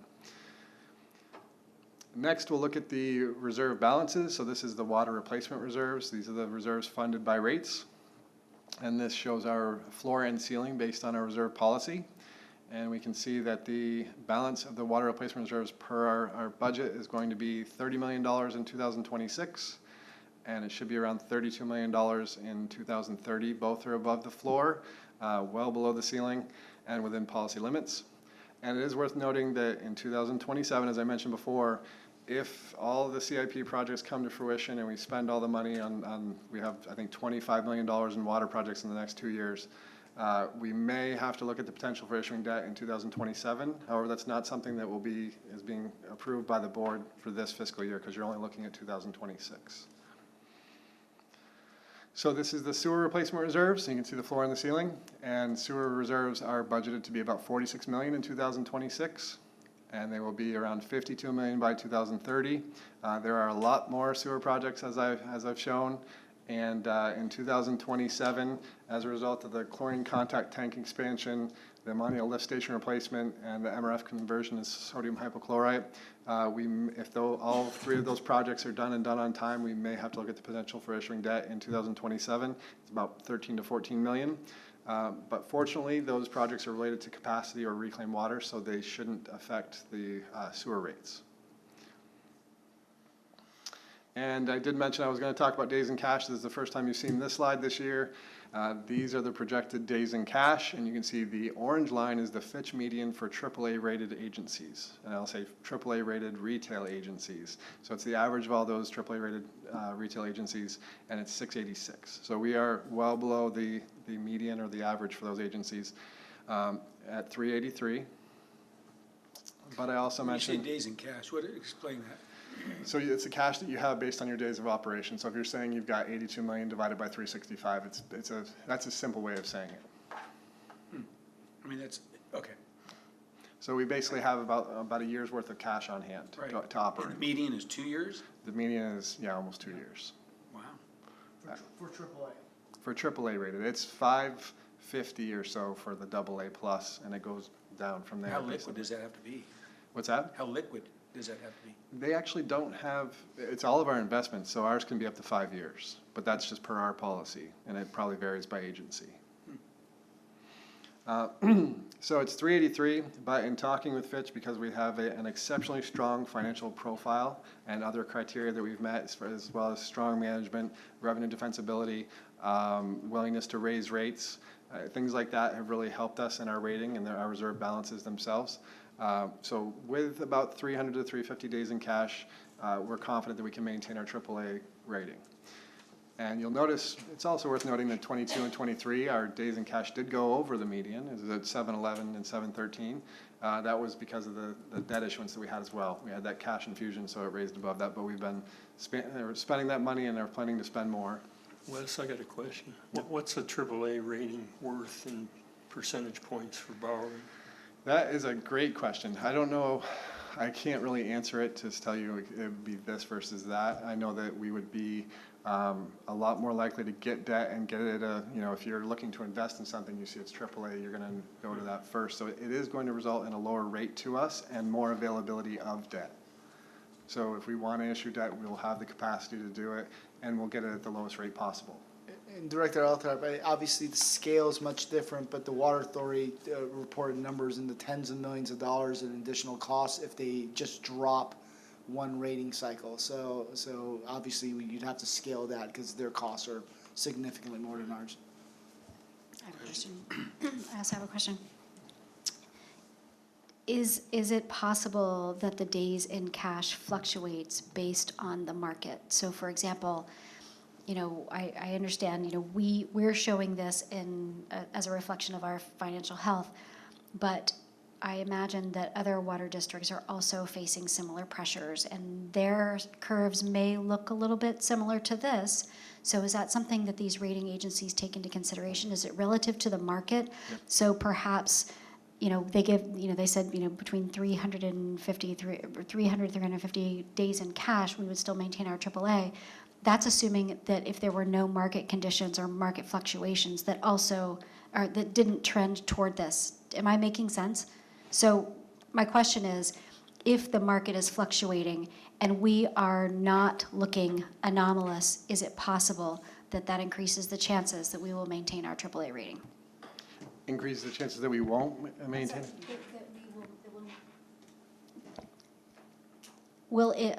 Let me ask it again. If the market is not fluctuating and if the market is fluctuating and our days in cash and our profile here looks like others, is it the case that we have a greater likelihood of maintaining our AAA rating because we are not anomalous? Yes, absolutely. Like, it would just strengthen our profile and our rating altogether. So, you look at this and you might say days in cash is one of our weaknesses. Overall, we have a lot of strengths, right? So they have the other criteria that are our strengths, and those are making up for our days in cash. So yes, if the market were to change and either the median came down to meet us or we went up to meet the median, it would then become more of a strength for our profile. I guess what I'm saying is, if other agencies started looking like this, if other agencies are also feeling the same pressures that we are, then the benchmark that the rating agencies are using, that changes, right? So if we are looking like other agencies and we're still doing all these great things, then maybe we don't have so much to fear about losing our AAA rating. Right. Okay, thank you. Yes. So, and following along with that, I did want to go over sort of a recap of our ratings. So in 2013, we were upgraded to a AA+ rating, and we were able to maintain that rating until 2024, at which time we were upgraded to a AAA rating. And at that time, as I noted, they mentioned our strong financial profile, our sound rate setting, strong management, and things like that, certain criteria like that. And our outlook is stable. And we actually just went through another survey about 2 months ago, and they reaffirmed that rating, the AAA rating, with a stable outlook. So we're looking good and we're doing well. Next, we're going to look at our debt profile. So this is actually included in the budget document, and we have 3 sources of debt. The first is our 2008 loan with the U.S. Bank. That is a variable rate loan that's based on SOFR right now. And the current rate is about 3.58%. It used to be LIBOR, now it's SOFR. SOFR stands for the Secured Overnight Financing Rate. 3.58%, it'll be paid off in 3 years. The balance is about $1.2 million. And then we also have in the orange, you'll see our 2015 COPs. Those were recently refunded, refunded in 2015, and the rate on that is about 5%, and they'll be paid off by 2035. And then we have the COPS 2021A. The all-in cost on that, the interest rate on that was 2.24%, so we did that at a prime time. It was a great issuance for us. And that, let's see, and then you'll see in 2037, our total debt service payment by 2037 will be about $1.2 million. Now, this is all assuming that we don't issue any additional debt, but as you can see, we've only got 3 sources of debt. One's going to be paid off, and it's trending in the right direction. Wes, and currently, is all this debt or majority of this debt based on expansion, so it's paid through capacity fees at this time? 100% of our debt is for expansion. So it's none of paid. it affects our rates directly. Correct. Thank you for mentioning that. And then with that, I'll go on to the next steps unless there are questions. Asked and answered already, it looks All like. right. Thanks. So next steps, we're going to incorporate any changes into the recommended budget for the next meeting, and we will bring it to the board for adoption on June 4th, 2025. And I'll see you on June 4th. That sounds like a party. Thank you, all three of you, for your presentations. Any comments? Yeah, so this is for board information only? Yes. No action needed? Thank you. Moving on to report, let's see, moving on to reports. General Manager. Just a couple items. First, some good news. We received approximately $270,000 of money for a grant for our Tesla battery storage program. So that's good news, and we've been waiting for that for a while. We also did receive the batteries, the engineering, all of those things at no cost to the district. So that $270,000 plus the fact that there will be some savings and some incentives over the next several years will more than pay for the staff time and the expense of prepping and putting those Tesla batteries in. I believe the payback is roughly 6 years for us. Where did we get that? The 270, what's the, is it through S-chip or? That's from the Inflation Reduction Act. Okay, thank you. Next thing is going with the MRF theme. Meadowlark will be doing night work probably over the next month. The contractor's going to be switching things over, and we'll be doing night work. The community has been notified. Most of the night work that's happening on right now is pretty low as far as volume, some lights, but there'll be some noisy times too. So we're anticipating reaching out to community and also anticipating some community calls. But the night work will be going on roughly for the next month. We're working with the city of Carlsbad on the noise ordinance and the variances, so we're still waiting to go through that process. And that concludes my report. Thank you very much. Appreciate it. District Legal Counsel. Thank you. I just wanted to provide a report on AB 532, which is the low-income water rate assistance program that's been kind of floating around up in Sacramento for some time. There was a Assembly Standing Committee hearing at the end of April on the bill, and it was supported by most of the water agencies in its current format, including MET and the San Diego County Water Authority. So it is a future bill that, if it were passed, would provide some opportunities for the district if you elected to do it. Just to provide you with some of the parameters of it, the water assistance rate is defined as any offset to cost of water service provided through a low-income assistance rate program. Their suggested means of doing this, either a reduction in the volumetric or fixed fee charge, reduction in water utility bill overall, a water account credit, or crisis assistance. The bill as drafted is not a mandatory program for retail water users, but is discretionary when we allow different agencies to adopt their own programs. And it says in a manner that is suitable to meet the community needs while permitting efficient administration and distribution of any of the assistance provided. So it's kind of a Cinderella for various agencies. They do have some definitions in here relative to who it could be provided to, which might be of interest in planning. One is that residential ratepayers with an annual income at or below the 200 percentile of the federal poverty guideline levels. And then there are some additional catch-alls or not catch-alls, but broader definitions that would allow it to the discretion of an agency to extend it beyond that. I think that's not, it says you can do this through non-rate revenue. So it doesn't give an exemption under 218. It still forces an agency to use non-rate revenue, but the legislation would provide, a dish of legitimacy to doing that relative to, there are claims that it's not a public use of funds to provide assistance, and is this really allowable use of non-rate revenue?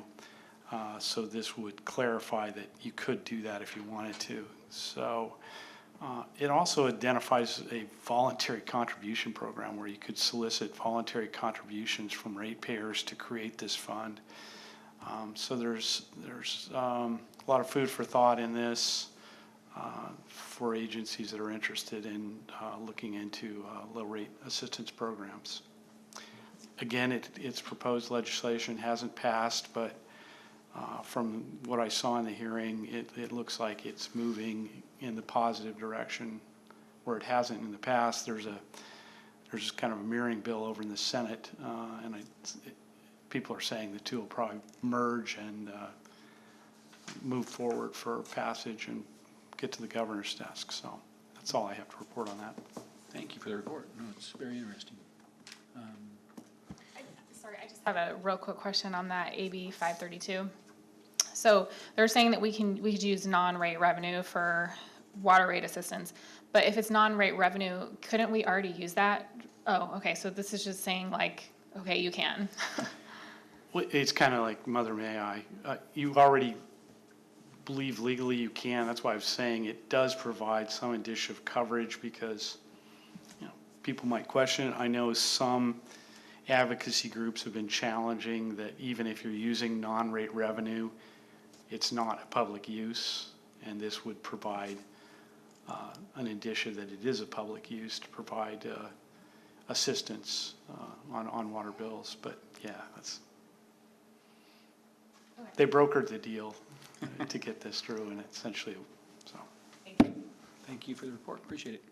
We heard from ENCINA wastewater before, but do we have anything additional? Jim? County Water Authority too. Oh, San Diego County Water Authority. We meet tomorrow. You meet tomorrow. ENCINA wastewater. Yes, we met this morning. We were awarded the #1 large wastewater organization by the American Wastewater Association. We approved the aeration basin improvement, and then we had a big discussion on our One Water project. We've looked at this for years, and there's nobody wants to come to our assistance to proceed with this.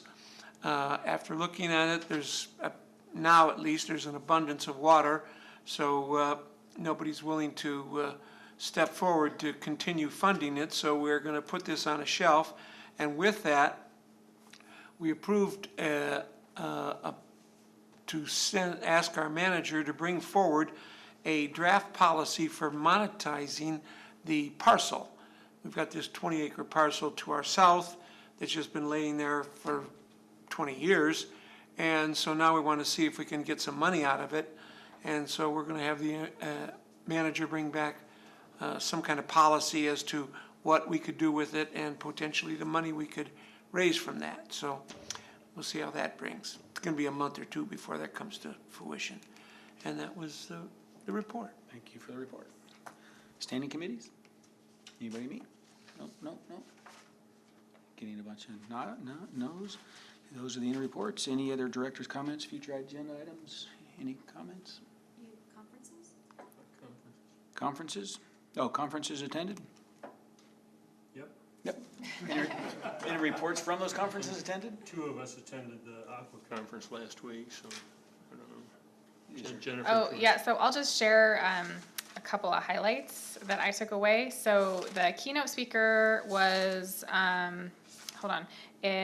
Catherine Zitch from the National Water Supply Alliance, and she is actually from Georgia. So she was talking about water issues that they have in Georgia. And I always thought of that area as getting plenty of rain and not have any issues, but they actually struggle with a lot of the same problems that we have in California, where there's years of drought and there's years of heavy rain. The big takeaway that she had is that with all of these new data centers going in, there's a lot of water usage at these places because there's the cooling that has to happen. So one thing that stuck in my mind is she said that for every paragraph that's generated in AI, like in ChatGPT, that uses the equivalent of one water bottle, like one Dasani water bottle worth of water, which is a lot. And so in Atlanta, that's kind of a huge deal because there's so many of these data centers going in, but I think we're gonna see the same problem in California, where we have not only data centers, new data centers, but we have battery energy storage facilities that have cooling requirements.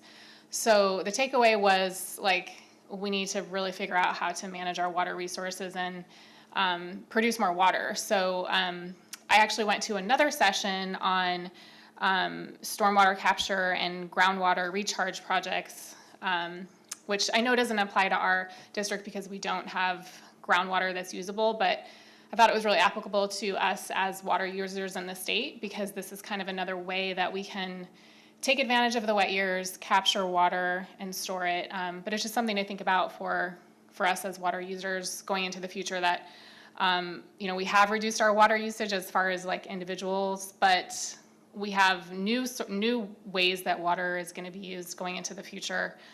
She also brought up hydrogen as fuel. Also uses a lot of water to produce that fuel. So a lot of challenges coming up, and it was interesting to hear about that. So. And water.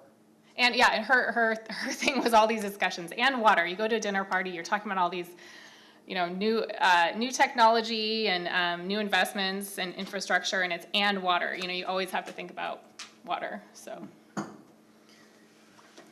is interesting. Thank you. Yeah, I'll add a little bit. Some of the things I attended a couple of committees. The Energy Committee was one. Good discussion on microgrids using solar and battery storage. And a guy from South Coast Air Quality Management District got up and talked about linear generators. So that was interesting as well. In a positive? In a positive way? Yeah, in a push to get rid of some of these older diesel-powered standby generators. That's their focus now, so. I attended the Communications Committee. One of the discussions was examples of customer text messaging alert systems for various customer purposes. So that was good. Some program sessions. I attended a panel discussion on the future of water rates, and I came away not knowing what the future is. So. A lot of debate on uniform versus budget-based rates and coverage ratios for fixed revenues covering fixed costs. So. Continuing discussion that's been going on for a while. I attended a long-range financial planning for water utilities and a session on joint powers authority, kind of do's and don'ts on formation and administration of JPAs. So it was an interesting conference. Sounds like it. Nice. Thank you for the reports. Appreciate it. Any other comments, conferences, anything? Yeah, Director White Hodge. Yes. Rick. I attended the CSDA dinner the other evening, and it was also about foster kids and the role of volunteer mentors. Very interesting. They're looking for more, and so they're going to keep up the good fight. So you're going to have a teenager in your home? Pardon? Are you going to be a foster dad? No. Anything else? Do you have a comment? I'm waiting for the next one, director's comments and future agenda. You're there. Okay, great, thank you.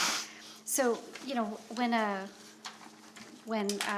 Scott McClellan was presenting to us about EWA today, what really struck me is that, and part of the reason why I voted no is because I think that, you know, if we are saddled with a specific share in ownership, but that ownership hasn't been looked at since the 90s, I think that that's problematic. And maybe I misunderstood that, but I think that if we are, you know, if there is a perpetuation of, you know, something based on an algorithm that, based on data that were true in the 90s, maybe it's not true anymore. And I think we need to have a conversation about that so that we can make sure that we are, that we're paying our fair share, but not paying more than our fair share. So I would like to bring that up, and hopefully one of my colleagues will say, yes, that's worthy, and second it so that we can open a dialogue about that and re-examine how ownership is distributed to us and if it is fair. I second that motion. Thank you. I'll put it on a future board agenda item. We're pretty packed with some of the stuff, but we will bring it back soon. So, but it won't be the very next, I'll have to gather that information. Thank you. So you got a yes, that's worthy, and you got a second. Any other comments? And thank you for that. When do we have a Hillside Committee meeting scheduled? I don't remember the date, Jason. What's that? June 3rd. June thank you. 3rd, thank you. Yeah, we have the ad hoc on June 3rd. So. Okay. And with that, if there's no further business, this meeting's adjourned.